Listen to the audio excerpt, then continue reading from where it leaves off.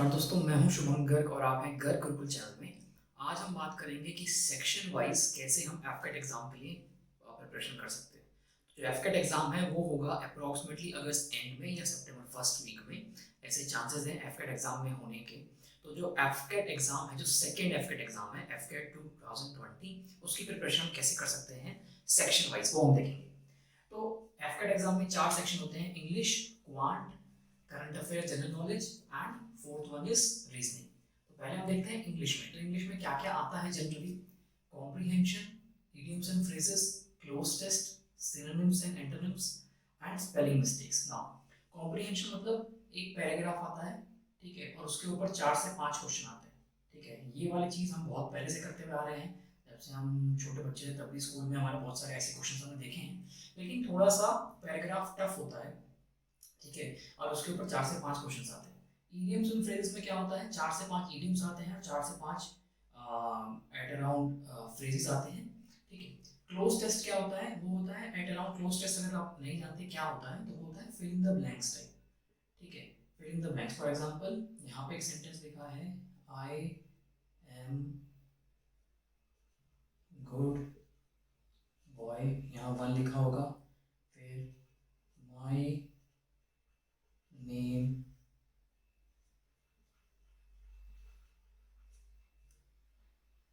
यहाँ टू लिखा होगा, ठीक है। और नीचे आपके पास ऑप्शन होंगे कि वन के लिए, one fill first fill the blanks में क्या क्या है, ए एन द, ठीक है, ऑन।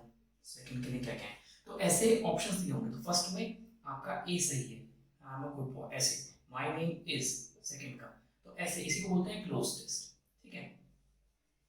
उसके बाद सिनोनिम्स और एंटोनिम्स। सिनोनिम्स और एंटोनिम्स का मतलब, सिनोनिम मतलब एक वर्ड दिया होगा और आपको और 4 ऑप्शन दिए होंगे और उसमें से आपको बताना है कि इसका सिमिलर मीनिंग कौन सा है। एंटोनिम्स मतलब अपोजिट मीनिंग का कौन सा है, ठीक है। सिमिलर मीनिंग सिनोनिम्स, एंटोनिम्स मतलब अपोजिट मीनिंग, ठीक है।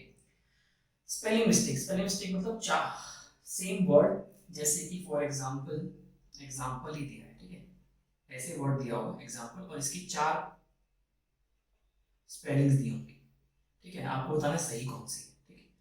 अब मैं बताता हूँ कि तो बेसिकली ये इंग्लिश सेक्शन में आता है। अब बताता हूँ आपको प्रिपरेशन कहाँ से करनी है और कौन सी बुक से करनी है। तो फर्स्ट थिंग इज इंग्लिश के लिए, इंग्लिश मेरे हिसाब से as per me is the toughest section of एफकेट, ठीक है।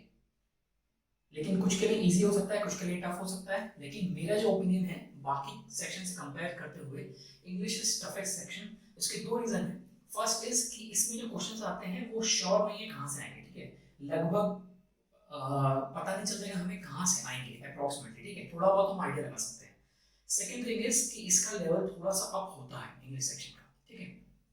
तो और बहुत सारे कैंडिडेट्स ऐसे होते हैं जो इंग्लिश में इतने अच्छे नहीं होते, ठीक है, इसका लेवल अबव एवरेज होता है अप्रोक्सीमेटली। और बहुत सारे हम मेरे जैसे कैंडिडेट्स होते हैं जो इंग्लिश में इतने अच्छे नहीं होते, अबव एवरेज नहीं होते, ठीक है।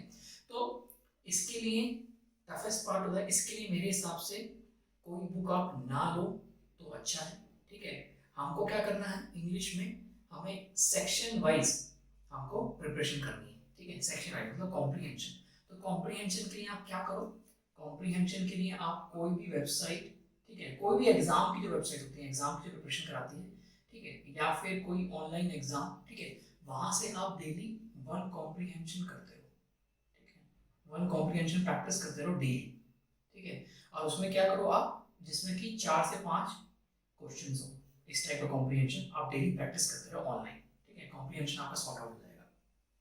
कॉम्प्रिहेंशन प्रैक्टिस करने से क्या होगा ना, आपको पता चलेगा कि आंसर ढूंढना कहाँ है, ठीक है। पूरा पैराग्राफ आप पढ़ लोगे लेकिन आपको एट द एंड पैराग्राफ पढ़ने का फायदा, तो फायदा वही है ना जब आप नीचे के क्वेश्चंस का आंसर ढूंढ पाओ, तो आपको पता चलेगा कि आंसर ढूंढना कहाँ है। ईडियम्स एंड फ्रेजेस के लिए आई वुड सजेस्ट कोई भी वेबसाइट पर जाओ और एट अराउंड 1000 ईडियम और फ्रेजेस कलेक्ट कर लो, ठीक है।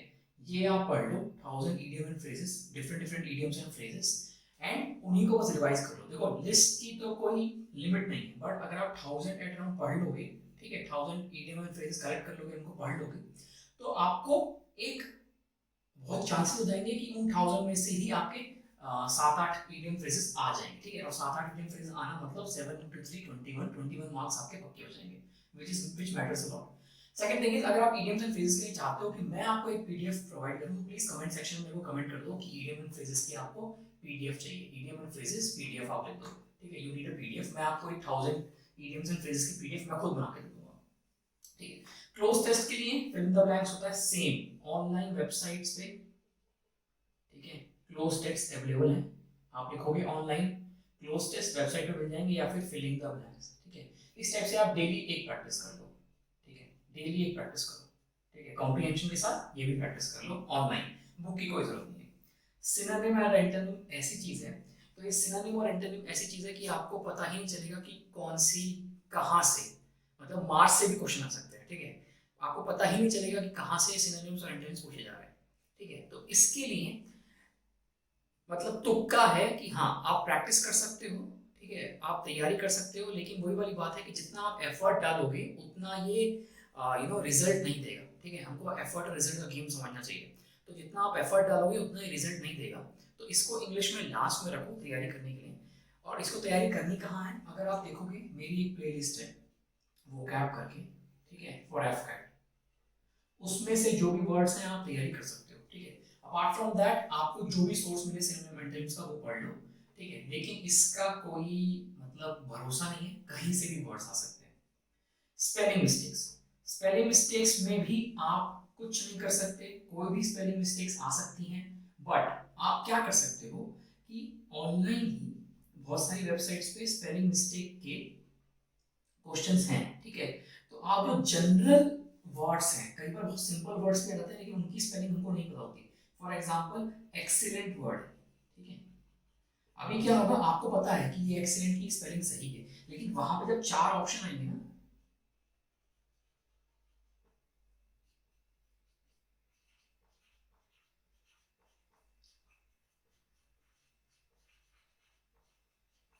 ऐसे 4 ऑप्शन आ जाएंगे वहां पे आपके पास, तो अगर आपको एग्जैक्टली पता है स्पेलिंग तो ठीक है, लेकिन जब 4 ऑप्शन आ जाएंगे तो आप कंफ्यूज हो जाओगे, ठीक है। तो इसका भी कोई शॉर्ट नहीं है, बट कई बार बहुत ही सिंपल वर्ड्स आ जाते हैं जिनकी स्पेलिंग हमको पता होती है, बट हम बाकी स्पेलिंग देख के कंफ्यूज हो जाते हैं, ठीक है। तो उसको प्रैक्टिस कर लो, आप ऑनलाइन वेबसाइट पे जाओ किसी पे जहां भी स्पेलिंग मिस्टेक्स अवेलेबल हैं, वो आप जाकर प्रैक्टिस कर लो कॉमन कॉमन वर्ड्स की, so that common words are clear, उसमें आप मार्क ना खाओ।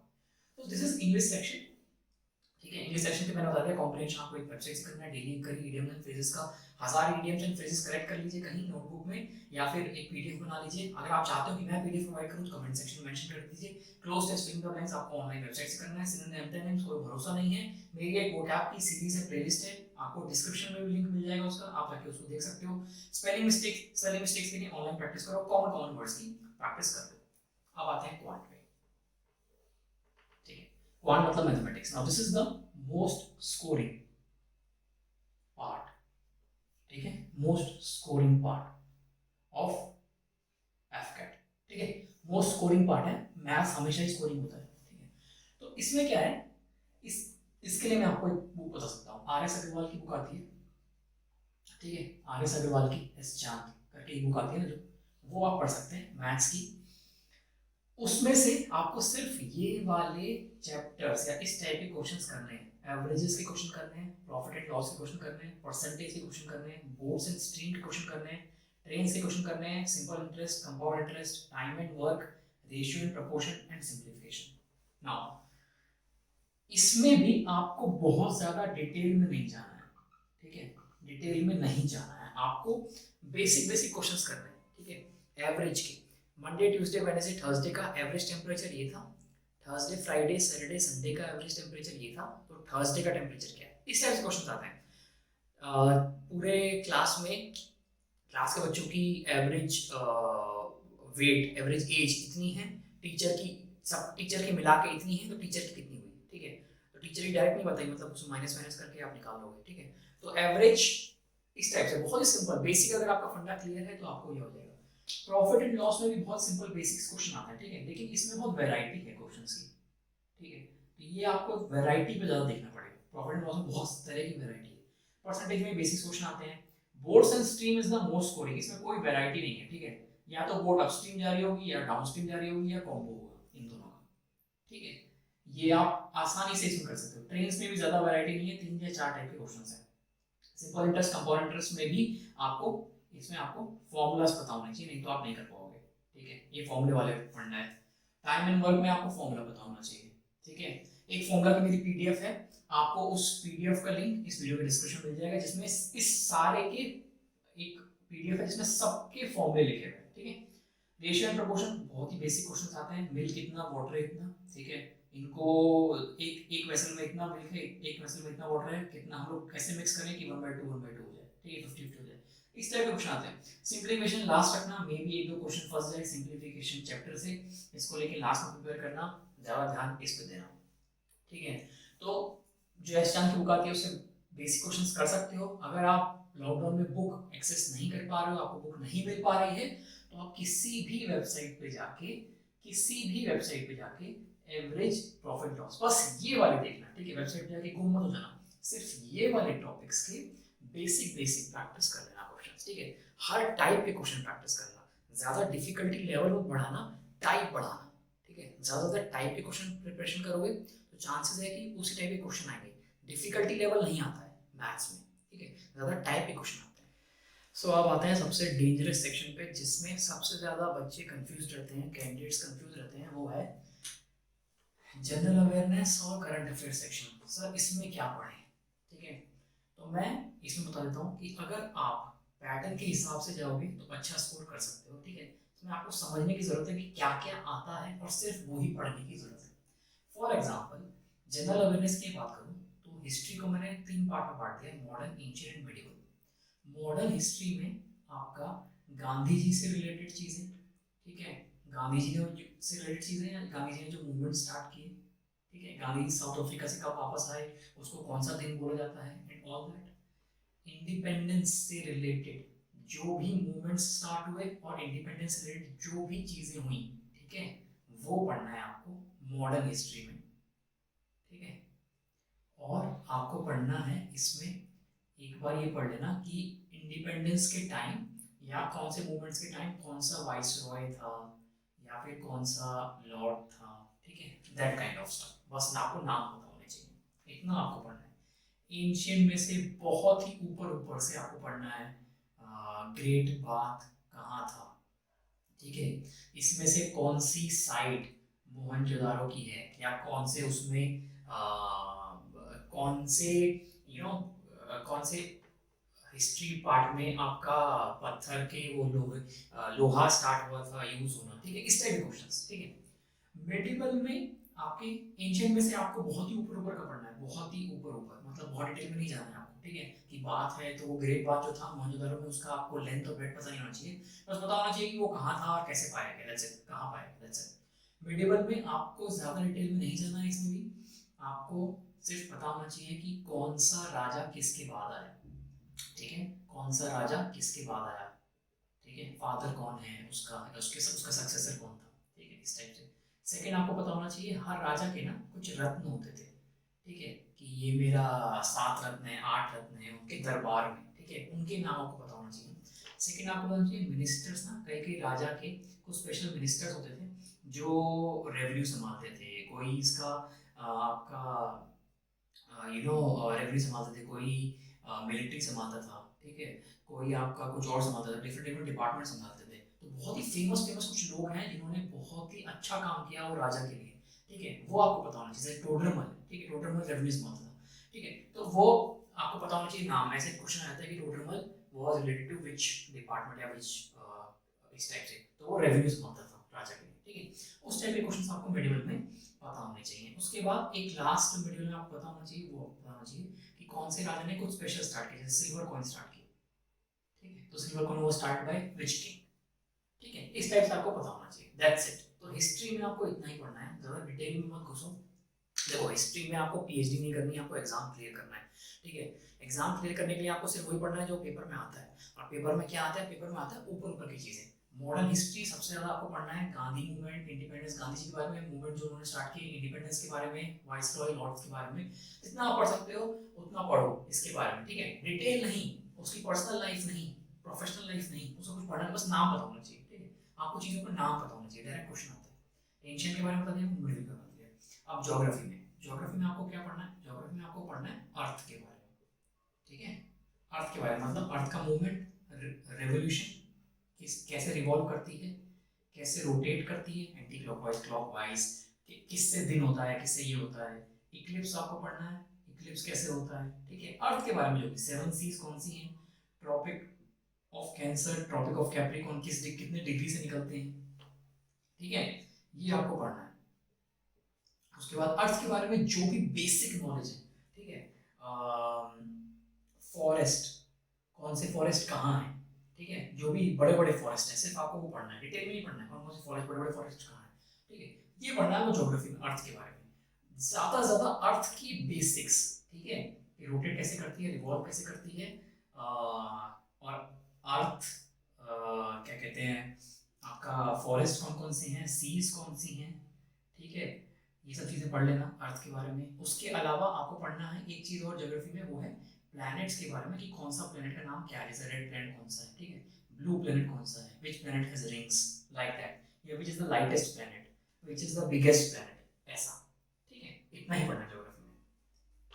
पॉलिटी में आपको पढ़ने हैं आर्टिकल्स, ठीक है, आपको ये पता होना चाहिए मोटे मोटे, बहुत सारे आर्टिकल्स हैं इंडियन कॉन्स्टिट्यूशन में, लेकिन आपको सारे पढ़ने की जरूरत नहीं है। जो भी इंपॉर्टेंट हैं, आपको जो लगता है कि आपकी लाइफ से जुड़े हुए हैं डायरेक्टली, आपको जो समझ आ रहे हैं बेसिकली, वो आर्टिकल्स पढ़ो। राइट टू इक्वालिटी समझ आता है कि हमको इक्वालिटी मिलनी चाहिए, आर्टिकल नंबर क्या है। Right to education, right to fundamental rights, ठीक है, फंडामेंटल राइट्स आपको पता होनी चाहिए, ठीक है, आर्टिकल्स आपको पता होनी चाहिए, ठीक है, ये सब चीज़ें आपको पता होनी चाहिए पॉलिटी, बस फंडामेंटल राइट्स और आर्टिकल्स, दैट्स इट। उसके अलावा एक चीज़ जो हिस्ट्री से पॉलिटी पूछ जाती है वो आती है, जब हमारा कॉन्स्टिट्यूशन ड्राफ्ट हुआ था, ठीक है, तो किसने कौन सा पार्ट दिया, कौन कहलाता था फादर ऑफ द कॉन्स्टिट्यूशन, कैसे कॉन्स्टिट्यूशन के कौन सा पार्ट कौन सी कंट्री से लिया गया, ठीक है, कौन सा फीचर ऑफ आवर कॉन्स्टिट्यूशन कौन सी कंट्री से लिया गया, ये आपको जरूर पढ़ना है पॉलिटी का, ठीक है। और करंट अफेयर्स में, सॉरी जनरल अवेयरनेस में आपका इतना ही है,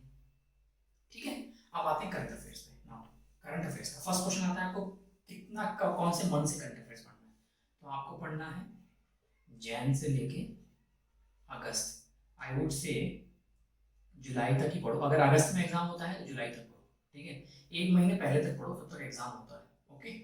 और अगर जब आप ये कवर कर लो तब आप उल्टा जाना शुरू करो, फिर दिसंबर का पढ़ लो, फिर नवंबर का पढ़ लो, फिर अक्टूबर का पढ़ लो, फिर सितंबर का पढ़ लो। अप्रोक्सीमेटली एक साल का पढ़ना है, बट लास्ट 6 महीने का सबसे ज़्यादा इंपॉर्टेंट होता है, अगर वो आपने अच्छे से कवर कर लिया देन पीछे जाओ, ठीक है, अब पीछे भी कितना जाना है, और पीछे 6 महीने और जाना है, बस दैट्स इट। करंट अफेयर्स में से सारी चीज़ें नहीं पढ़नी, करंट अफेयर में से बहुत ज़्यादा चीज़ें एलिमिनेट करनी है आपको। क्या क्या पढ़ना है, अगर डिफेंस से रिलेटेड कोई भी न्यूज़ है और आपको लगता है कि क्वेश्चन एमसीक्यू बन सकता है, ठीक है, तो पढ़ लो। फॉर एग्जांपल अभी लेटेस्ट में क्वेश्चन आया था लास्ट एफकेट 2020 में कि सीडीएस कौन है हमारे, डायरेक्ट क्वेश्चन है, आपको पता होना चाहिए, ठीक है।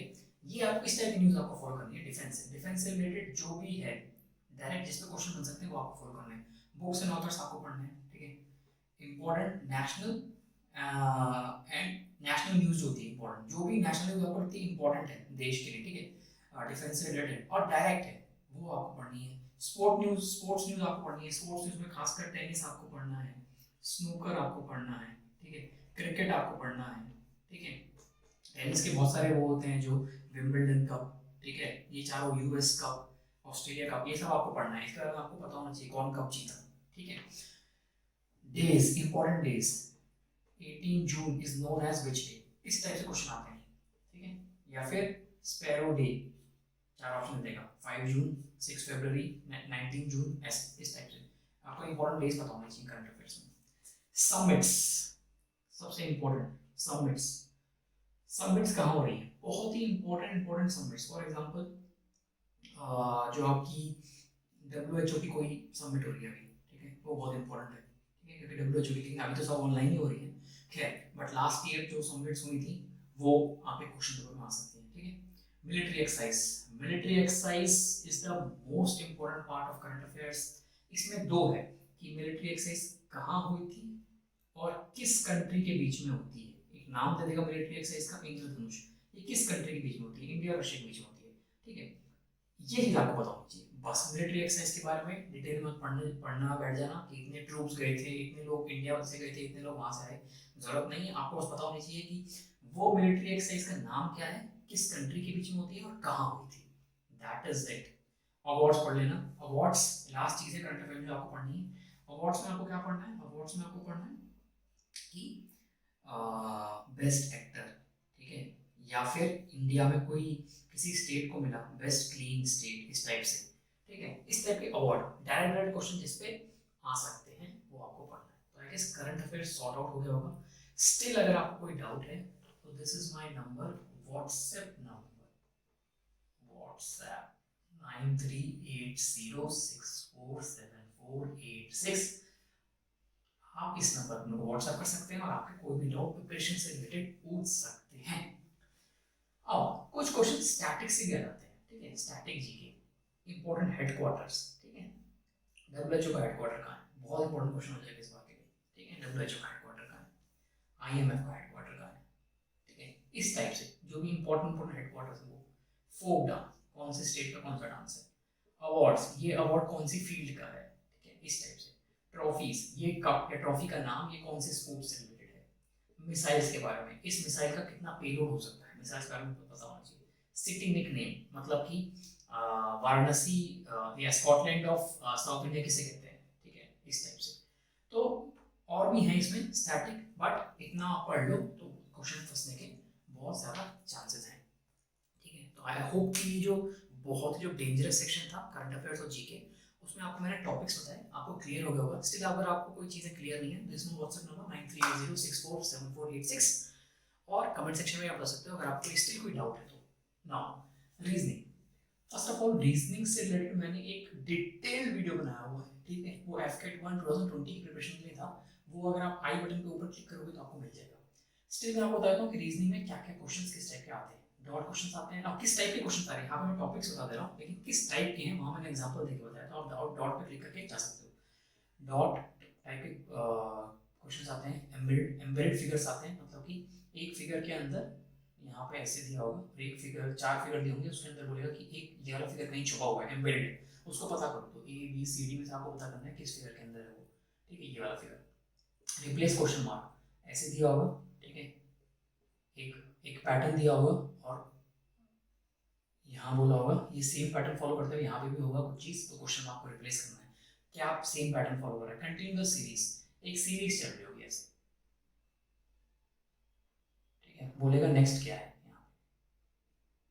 यहाँ पे क्या आएगा नेक्स्ट, ठीक है, 4 ऑप्शन दिए होंगे उसमें से आपको सेलेक्ट करना है। वेन डायग्राम्स आप जानते ही हो।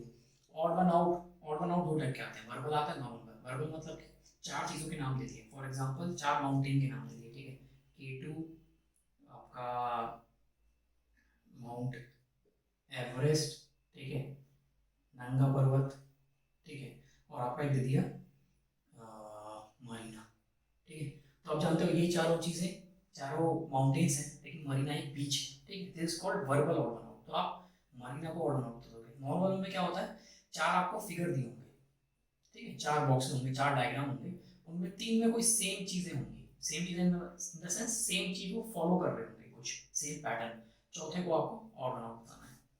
एनालॉजी, एनालॉजी में क्या होता है, एनालॉजी में आपको क्या होता है कि for example this is to this, then this is to what, ठीक है, ऐसे। तो for example moon is to earth, so dash is to Jupiter, ठीक है, 4 ऑप्शन देंगे, मतलब अर्थ की नेचुरल सैटेलाइट है मून, जुपिटर की नेचुरल सैटेलाइट क्या है, वो 4 ऑप्शन दिए होंगे, आपको एक्सपेक्ट करना है। इस टाइप से होता है एनालॉजी में, ठीक है।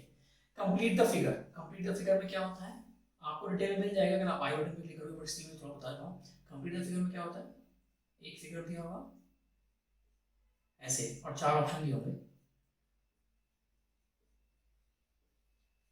ऐसे, इनमें से कौन सा फिगर हम यहाँ रख देंगे तो कंप्लीट हो जाएगा, ये कंप्लीट द फिगर।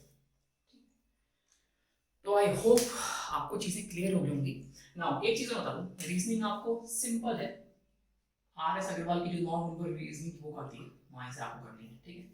जितना आपको ये वाले बस आपको लेकिन फॉलो क्या करना है, उसमें डूब नहीं जाना है बुक में, आपको फॉलो करना है पर्टिकुलर चैप्टर्स, पर्टिकुलर जो चैप्टर्स हैं, पर्टिकुलर जो टॉपिक्स हैं वही आपको फॉलो करने हैं। नॉन वर्बल रीजनिंग के आर एस अग्रवाल की बुक आती है, ये आप किसी भी वेबसाइट पे जाके ले सकते हैं, ये वाले टॉपिक्स कहीं भी आपको पीडीएफ मिल जाएगी, ठीक है।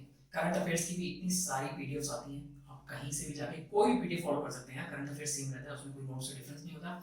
आप कोई भी 2 वेबसाइट्स की पीडीएफ देख सकते हैं और इसको कवर अप कर सकते हैं, ठीक है। इसके लिए भी आपको, इसमें आपको मैं बताऊँ, ये सब करंट जनरल अवेयरनेस के लिए आपको मिल जाएगा ना बहुत सारी वेबसाइट्स पे पीडीएफ मिल जाएंगी 1 लाइन, ठीक है, 1 line history questions like that, 1 line history, 1 line आप टाइप करोगे ना 1 लाइन मॉडर्न हिस्ट्री, तो इस टाइप की आपको पीडीएफ मिल जाएगी, वहां से आप कवर अप कर सकते हो।